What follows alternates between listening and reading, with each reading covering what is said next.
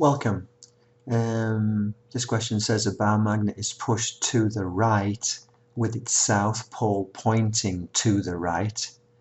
It is pushed towards a solenoid along the axis of the solenoid. So here's my bar magnet. It's got a south pole leading.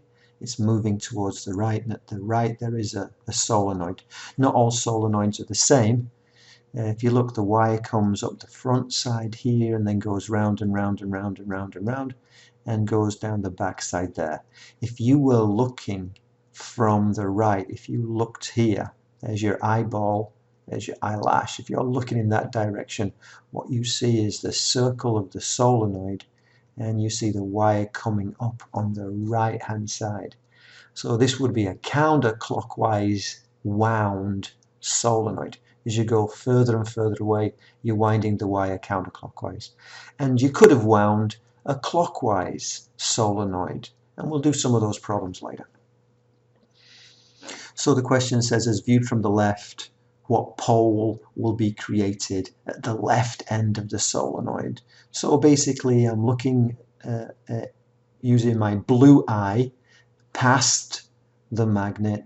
A south pole is approaching this end of the solenoid. Lenz's law says I don't like that change. How can I stop a south pole from approaching? I know, I'll create a south pole in that end of the solenoid. So as I look at the solenoid from the right, I see a south pole induced in the solenoid to try and stop the approaching south pole. Next question is, as viewed from the right, what pole will be created at the right end of the solenoid? So let me change the color of my pen and let me move my eyeball. So now I'm looking here. And I'm looking into the solenoid from this end. And I know from magnetism that if I create a south pole at one end of the magnet, I create a north pole at the other end of the magnet. So now looking from this north, looking from the right, when I look at this guy, I will see a north pole create at this end. If I induce a south pole at this end, I got to induce a north pole at that end. And then the next thing it says is, which way will the induced current flow through the resistor? Oh, interesting. Okay. So let's stick to looking from the right. So now I look at this end of my solenoid and I see the circle, and I see, if you look, the wire comes up like that. And I've induced in this a north pole by the motion of the magnet. So the way I get that north pole is I have the current in the solenoid flowing in a counterclockwise direction. And the way I get the current flowing in a counterclockwise direction to occur is I have to have the current flowing up that wire.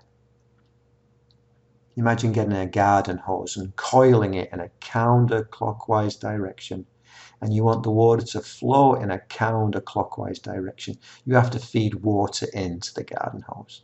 So the current is going to flow up in that direction, which means it has to flow here, which means it has to flow there, which means it has to flow there. So this means it goes from X to Y. I might want to just check this. So let's just have a look at it from the other end. So now I'm looking at this other end. I'm looking from the left, at the left end.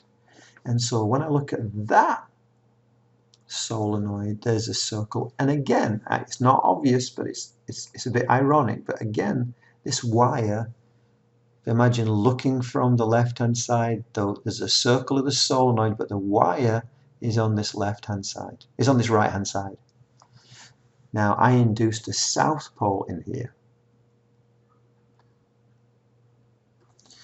And that means the only way I can get a clockwise going current to go around this is if I have the current going down there.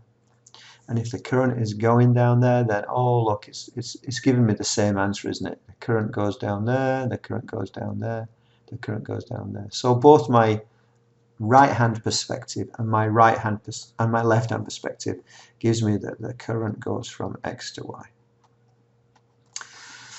Now notice I can play with a whole bunch of things here. I can change whether the pole that's approaching, I can make it a pole that's leaving. So I can play with the magnet's motion, and I can also play with the geometry of the solenoid.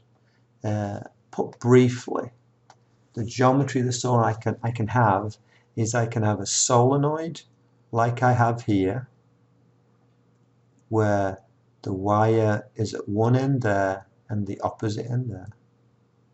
And then I can take that same solenoid geometry, but I can have the wire connected, so I can wind my solenoid in the alternative way. This is, if you look from the left, this is a solenoid that is wound counterclockwise. And if I look from the left, there's my eyeball looking, this is a counterclock, this is a solenoid that's wound in a clockwise direction. And then I can also draw it from a left-hand perspective, and I can have that view, and I can have that view. And this is a solenoid which is wound in a counterclockwise direction, and this is a solenoid that is wound in a clockwise direction. So there's 4 different configurations I can do with my solenoid, and there's probably 4 different configurations I can do with my magnet. I could have the magnet at the other side and have its motion over here and ask you to work things the other way. So there's a whole variety of conceptual games I can play with this type of question. But basically, you ask yourself what Lenz's law would do. You try and figure out from knowledge of Lenz's law which way the current will flow around the solenoid, and then you answer which way it will go through the magnet. And there we have it.